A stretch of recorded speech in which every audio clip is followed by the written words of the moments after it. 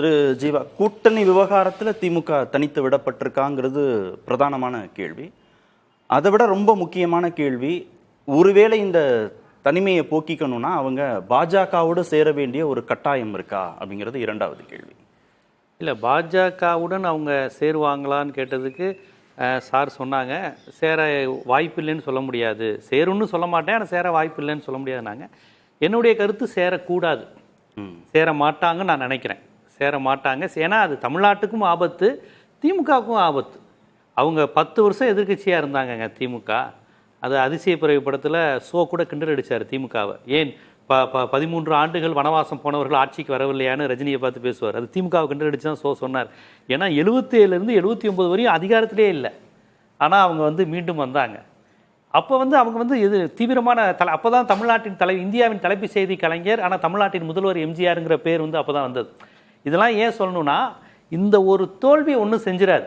அதனால் அப்படி ஒரு முடிவு அவங்க எடுக்க மாட்டாங்க. ஒரு முதிர்ச்சியான அரசியல் அணுகுமுறை அப்படியாக இருக்காது, இருக்கக்கூடாது அப்படிங்கிறது என்னுடைய ஆசை.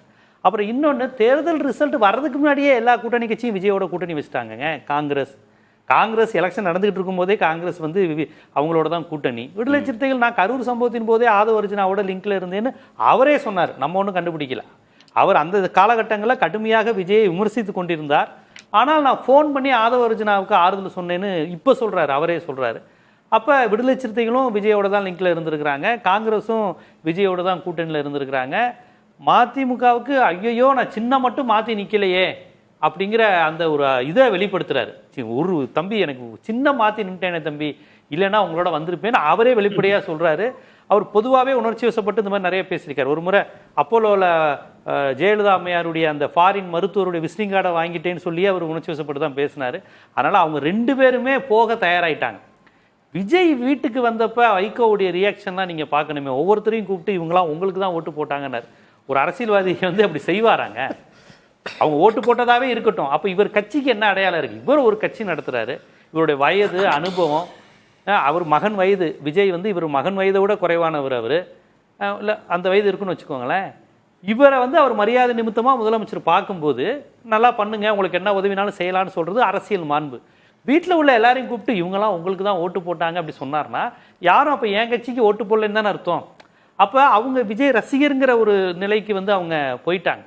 அதனால அவங்களுக்கு இப்போதைக்கு ஒரு அதிகாரத்தை நோக்கி நகர வேண்டிய தேவை இருக்கு. இனி 5 வருஷம் விஜய்க்கு ஆட்சி தான் அப்படிங்கிறப்ப அதை நோக்கி நகர வேண்டியதானே.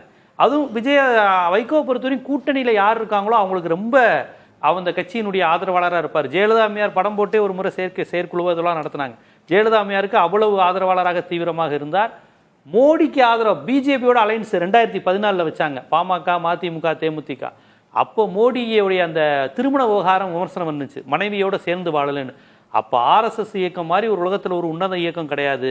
அந்த பரிசுத்த இயக்கத்தில் இல்வாழ்க்கையை கூட துறந்து மோடி அவர்கள் வாழ்ந்து வருகிறார்னு சொன்னார். ஸோ வைகோ அவர்கள் எந்த கூட்டணியில் இருந்தாலும் யாரை சார்பினாலும் அவர்களை புகழ்ந்து பேசுவார். திமுக இருக்கும்போது கலைஞர் அவர் அளவுக்கு புகழ்ந்து பேசினது கிடையாது கலைஞர். அதனால அவர் எந்த விஜயோடைய செல்வாக்கு, அதுக்கப்புறம் தங்கள் கட்சியினுடைய எதிர்காலம் இதெல்லாம் கடந்து திமுகவுடைய அணுகுமுறையும் சிக்கலா இருந்தது. கூட்டணி அமைக்கிறதுல, சீட் ஷேரிங்ல அவங்க ரொம்ப கடுமையா கூட்டணி கட்சிகளை நடத்தினதுனால ஏற்பட்ட அதிருப்தி காரணமாக தான் உடனடியாக வெளியே போறாங்களா, அப்ப பழி வாங்குறதுக்காக போறாங்களா, உன்னை வச்சுக்கிறேன் அப்படிங்கிற மாதிரி போறாங்களாங்கிற மாதிரி தான் இருக்கு.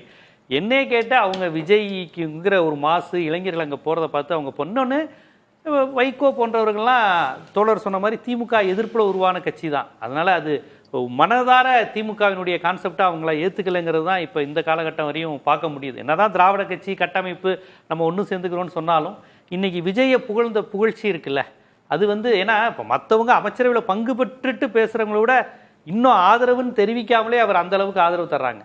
அதனால அதிகாரத்தில் இருக்கிற கட்சியோட இருப்போம் அப்படிங்கிற அந்த எண்ணம் தானே. எப்படி சரி செய்ய போகுது இந்த இழப்பை, எப்படி திமுக எதிர்கொள்ள போகுது? இல்லை, திமுகவுக்கு இது ஒரு நல்ல வாய்ப்பு தாங்க. ஒரு 5 ஆண்டுகள் நல்ல எதிர்கட்சியா இருக்கலாம்ல. நல்லா யோசிச்சு பாருங்க. இப்போ போறவங்க எல்லாருமே அதிகாரத்துக்கு நெருங்குறாங்க, ஆனா கட்சியா தங்களை நிறைய இழப்பாங்க. ஏன் இன்னைக்கு என்னென்னலாம் பேச வேண்டியது இருக்கு. திருப்பரங்குன்றம் ஃபைல்ஸ்க்கு விஜய் கவர்மெண்ட் அனுமதி மறுத்திருக்கு. இதே திமுக கவர்மெண்ட் பின்விளைவுகளை சந்திப்பேன், கோர்ட்டு தீர்ப்பை மதிக்க மாட்டேன், முடிஞ்சதை பாரு அப்படின்னு ஒரு போலீஸ் ஆபீசர் பேசுற அளவுக்கு திமுக அரசு இருந்தது. இடதுசாரிகள் ஸ்டாலினை பாராட்டினாங்க, விடுதலை சிறுத்தைகள் அவங்களோட நின்னாங்க. இன்னைக்கு அப்படிப்பட்ட ஒரு கருத்தியலை பேச முடியல விஜய் கவர்மெண்ட்ல. திருப்பரங்குன்றம் ஃபைல்ஸ்க்கு அனுமதி மறுத்தது. தமிழ்நாடு முற்போக்கு எழுத்தாளர்கள் கலைஞர்கள் சங்கம் கண்டிச்சு இடதுசாரிகள் அமைச்சரவையில பங்கு பெறல. சொல்றேன், விடுதலை சிறுத்தைகளும் அதற்கு இணையான அமைப்பு தானேங்க. இன்னைக்கு திருப்பரங்குன்றம் விஷயத்துல விடுதலை சிறுத்தைகள் நிலைப்பாடுங்கிறது திமுக நிலைப்பாடு எல்லாம் ஒண்ணு தானே. சொல்றேன், இப்ப இவங்க அதிகாரத்துக்கு பக்கத்துக்கு போனாலும் திமுக தான் வெறுங்கையோட இருக்கு. வெறுங்கையோட இருக்கும் போது நல்ல வீசி நடக்கலாம். அது இந்த எம்ஜிஆர் காலத்துல கலைஞர் பண்ணது என்னங்கிறது பழைய வரலாறு கலந்தவங்க தெரிஞ்சவங்களுக்கு. அதிகாரத்தை பெறுவாங்க, ஆனா கட்சியை இழப்பாங்கன்றீங்கல்ல. தாவேகா கூட்டணிக்குள்ள போனா அது எப்படி நடக்கும்? அதிகாரம் வரும்போது இன்னும் பலம் பெற மாட்டாங்களா? இன்னும் கட்சி கட்டமைப்பு வலுப்பெறாதா? இல்ல விமர்சனங்கள் வைப்பது, போராட்டங்கள் நடத்துவது, பேரணி, இதெல்லாம் தான் வளர்ச்சிக்கான அதிகம். இப்ப விஜயோட வளர்ச்சி அதானங்க. திமுக ஆளுங்கட்சியா இருந்தது இத்தனை வருட கால திராவிட கட்சிகள் பார்த்து பார்த்து சலிச்சு போகலையா? மாவட்ட செயலாளர் பாலிடிக்ஸ், இடைநிலை சாதிகள் பாலிடிக்ஸ், அதுதானே கை கொடுத்துருக்கு. விஜயோட இப்ப அவர் 20 நாள் தானே ஆளும் கட்சி. இல்ல, திமுகவோடு கூட்டணியில இருந்தா அந்த கட்சிகளுக்கு தனித்தன்மை இருக்கும். தாவேகாவோடு கூட்டணிக்கு போனா அந்த கட்சிகள் தாவேகாவோடு கரைஞ்சு போயிடும். அப்படி அது ரெண்டும் முரண்பாடு. திமுகவுடன் கூட்டணியில இருந்தா போர்க்களத்துல அவங்க நிக்கிறாங்க. இவங்க அரியணை, இப்ப தாவேகாவோட கூட்டணியில இருந்தா அரியணைக்கு பக்கத்துல இருக்கிறாங்க. அரியணைக்கு பக்கத்துல இருப்பது ஒரு இடதுசாரி தன்மையா, திராவிட தன்மையா? போர்க்களத்துல புழுதியில உங்களுக்கு மழையிலையும் வெயிலையும் நிற்கிறது போர்க்களத்தன்மையா? அந்த மாதிரி இருக்கும்போது தானே கட்சி வளரும். கட்சி வளர்வதற்கு ஆளுங்கட்சியினுடைய தவறுகளை சுட்டி காட்டும் போதும் நீ டெல்லி பக்கம் சாயிற, நீ பிஜேபி பக்கம் சாயிரன்னு உட்காந்து பேசிக்கிட்டே இருக்கும் போது தானே வளரும். அதனால அதிகாரத்தை நோக்கி அவங்க போறாங்க. இது 5 வருஷம் விஜய் தான் இருக்க போறாரு. திமுகவுக்கு ஒன்றும் கிடையாது, அமைச்சர் பதவியும் கிடையாது, எம்எல்ஏக்களும் குறைவு. எதுக்கு நம்ம எதுக்கு திமுகவை காப்பாற்றணுங்கிற மாதிரி நிலைக்கு அவங்க போயிருக்கிறாங்க. இல்ல, எப்படி திமுகவுக்கு நல்லதுன்றீங்க? திமுக இனி கூட்டணி இல்லாம கட்சியை வளர்க்கட்டும். அதனால என்ன பெரிய விஷயம்? ஏங்க 77ல எமர்ஜென்சி எதிர்ப்புல சிபிஎம்மும் திமுகவும் தமிழ்நாட்டில் பாதிக்கப்பட்ட அமைப்பு. இந்திரா காந்தி எம்ஜிஆரை எதிர்த்து களம் கண்டாங்க. ஆனா ஜெயிச்சது இந்திரா காந்தி எம்ஜிஆர் தான். இந்தியா முழுக்க இந்திரா காந்தி தோத்தாலும் தமிழ்நாட்டில் எம்ஜிஆரும் இந்திரா காந்தி தான் ஜெயிச்சாங்க. இவங்களுக்கு மிகப்பெரிய தோல்வி திமுகவுக்கும் சிபிஎம்க்கும் ஜனதாவுக்கும். உடனே சிபிஎம் திமுக விட்டுட்டு எம்ஜிஆரோட கூட்டணி வச்சாங்க. அவர் சிஎம் ஆனாரு. இந்த மாதிரி விஷயங்கள்லாம் இதுக்கு முன்னாடி நடக்காதெல்லாம் கிடையாது. தோத்து போன உடனே ஒரு அயற்சி கூட்டணி மாறுவது என்பது பலமுறை நடந்திருக்கு. அதாவது நிற்பாங்க, நம்பி நிற்பாங்க, நடக்கலன்னு புரிஞ்சு வந்திருப்பாங்க. சிபிஎம் 77 அப்படிதான் நடந்தது. 77 எமர்ஜென்சி அந்த சமயத்துல திமுகவோட நின்னாங்க. எமர்ஜென்சிக்காக அடி வாங்கின இயக்கம் 2 கட்சியும். ஆனா அடுத்த நிமிஷம் எமர்ஜென்சி ஆதரித்த எம்ஜிஆரோட போயிட்டாங்க. இந்த தற்காலிக பின்னடைவை சரி செய்வதற்காக பாஜகவுடன் கூட்டணிங்கிற முடிவை திமுக எடுக்காதுன்றீங்க? எடுக்காதுன்னு நினைக்கிறேன். அப்படி எடுத்தா இவங்க எல்லாருமே ஹீரோஸ் ஆயிடுவாங்க. இவங்க எல்லாருமே போராளிகளா மாறிடுவாங்க. ஏன்னா தமிழ்நாட்டில் பாஜக எதிர்ப்புங்கிற அந்த திமுகவின் இடத்தை விஜய் பெற்று விடுவார். விஜயும் இவங்க கூட போன எல்லாருக்கும் அது ரொம்ப வசதியாயிரும். இல்ல, விஜய் பெற்றுட்டாருன்னா இவங்க போயிருக்காங்க. பெற்றுட்டாரு அப்படிங்கன்னா அவங்க போயிருக்காங்க. மதச்சார்பற்ற அணி அப்படின்னா அவங்க போயிருக்காங்க. ஆனா இந்திய அளவில் இந்தியா கூட்டணியில விஜய் இருக்கிறாரா, ஸ்டாலின் இருக்கிறாரா, ராகுல் இருக்காரா? ராகுல மம்தா ஏத்துக்கிட்டாங்களா? அகிலேஷ் யாதவ் ஏத்துக்கிட்டாங்களா? இவர் சிவசேனா ஏத்துக்கிட்டாங்களா? இந்தியா கூட்டணிங்கிற ஒரு கான்செப்ட்ல ராகுலுக்கு இந்திய அளவில் பெரிய இடம் இல்லையே. இப்ப அந்த இடத்துல இவங்க விஜயை கொண்டு வைக்கிறாங்கன்னா இந்திய அளவிலான கூட்டணியில இதுவரையும் இந்தியா கூட்டணியில சேர்ந்த யாருமே ஸ்டாலினை விமர்சிக்கல. ராகுல தான் சேர்த்துக்க மாட்டேன்னு தான் சொல்லியிருக்கிறாங்க. ஸோ இவர் மதச்சார்பற்ற அணிங்கிறத மாநிலத்துக்குள்ளேயா தேசிய அரசியல்லையா? இந்துத்துவ எதிர்ப்புல ஸ்டாலின் விஞ்சு நிற்கிறாரா, விஜய் விஞ்சு நிற்கிறாரா? இல்ல இவங்கெல்லாம் போனதுனால விஜய் அதை பேசுவாரா? ஏன்னா இன்னைக்கு கூட அவர் இந்துத்துவ எதிர்ப்பு பேசல. ஓகே திருமணி, அந்த மாதிரி விஷயங்கள்லாம் நமக்கு ஒரு தேர்தலுக்காக மதச்சார்பற்ற தன்மையை திமுக விட்டு கொடுக்குமா பாஜகவுடன் கூட்டணிங்கிற நிலைப்பாட்டை எடுத்து? இல்லை, விட்டு கொடுக்க கூடாது. அது அவர் சொல்றது, ஜீவா சொல்றது என்னுடைய கருத்து. விட்டு கொடுக்க கூடாது. பட் நீங்க நோதர் ஆப்ஷன் சொன்னீங்க. இல்லை, அது நாங்கள் கார்த்திகேயன் விட்டு கொடுக்க கூடாது, அதுல மாற்று கருத்துக்கு இல்லை. பட் அவங்களுடைய கடந்த கால வரலாறு, இந்த 5 ஆண்டு கால ஆட்சியில் அவர்கள் பெற்றிருக்கக்கூடிய சுமைகள், இதையெல்லாம் வைத்து ப்ராக்டிக்கலாக நீங்கள் சில விஷயங்களை பார்க்க வேண்டியிருக்கு. ஏகப்பட்ட ஊழல் குற்றச்சாட்டுகள் இருக்கின்றன. இப்போ நேரு அவர்கள் மீதான என்ஃபோர்ஸ்மெண்ட் டைரக்டரேட்டோட கடிதம், மாநில அரசு எஃப்ஐஆர் ஃபைல் பண்ணணும்னு ஹைகோர்ட் ஆர்டர் போட்டு இவங்க அதை இம்ப்ளிமெண்ட் பண்ணாமல் இருக்காங்க. அது கடந்த கால ஆட்சியில். இப்போ இந்த மாதம் அந்த வழக்கு ஹைகோர்ட்டில் வரும்பொழுது என்ன ஸ்டாண்டு ஸ்டேட் கவர்மெண்ட் எடுக்கும்? எஃப்ஐஆர் போடாமல் இருக்க முடியாது. போட்டிங்கன்னா அடுத்த நிமிஷம் இடி உள்ளே வரும். இப்போ நான் வெளிப்படையாகவே சொல்கிறேன், கடந்த ஆட்சியில் நடந்த தவறுகளில் விஜய் அரசு நடவடிக்கை கண்டிப்பாக எடுக்கும் என்று நான் கருதுகிறேன். அப்படி எடுக்கும் பொழுது ஒரே நேரத்தில் நீங்கள் மாநில அரசையும் மத்திய அரசையும் பகைத்து கொண்டு உங்களால் ஆள முடியுமா? ப்ராக்டிக்கலாக இருக்கக்கூடிய டிஃபிகல்ட்டிஸ் இருக்குது, நிறையா இருக்குது.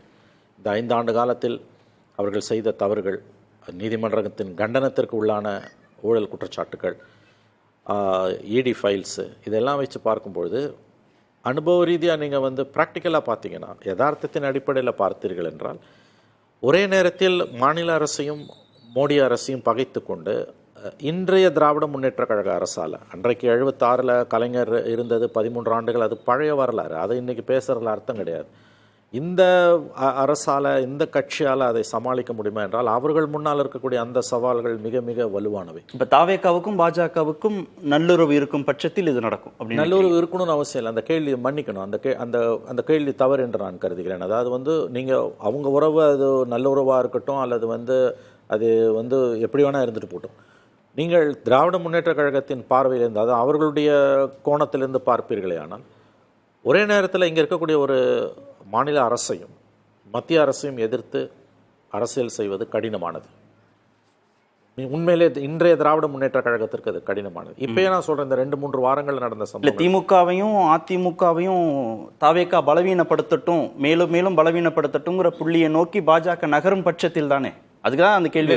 நான் என்ன கேட்குறேன், இப்போ இந்த ஒரு 3 வாரங்கள் நடந்த சம்பவங்களை பாருங்க. அவருடைய பிஜேபி எதிர்ப்பு என்பதே இன்றைக்கு வந்து நீர்த்து போயிருக்கிறது 3 வாரத்தில் தான் நான் சொல்றேன். இஷ்யூஸ் அடிப்படையில் சொல்றேன். இப்போ நீட்டில் ஒரு மிகப்பெரிய கொலாப்ஸ் நடந்தது. உங்களுக்கு அவங்க ஒரு பெரிய அளவில் ஆர்ப்பாட்டம் எதுவுமே நடத்தலை. கீவிரமணி அவர்கள் நடத்தின ஆர்ப்பாட்டத்தில் டிகே செல்வங்கவன் ஒரு பார்வையாளராக கலந்துட்டார். ஒன்று, பெட்ரோல் டீசல் விலை உயர்வு வந்து கடந்த 10 நாட்களாக இன்னைக்கு கூட ஏறி இருக்குது. இடதுசாரிகள் விசிகாவும் ஆர்ப்பாட்டம் நடத்துகிறாங்க. திமுக எங்கே பெரிய அளவில் ஆர்ப்பாட்டம் நடத்துச்சு? ஒன்றுமே இல்லை. அப்போ இதெல்லாம் சின்ன சின்ன அறிகுறிகள் உங்களுக்கு இல்லை. இப்போ இதெல்லாம் தாவேகாவுக்கும் பொருந்தும்னா, அப்போ மதச்சார்பற்ற தன்மையை யார் இங்கே வச்சுக்க போறா தமிழ்நாட்டில்?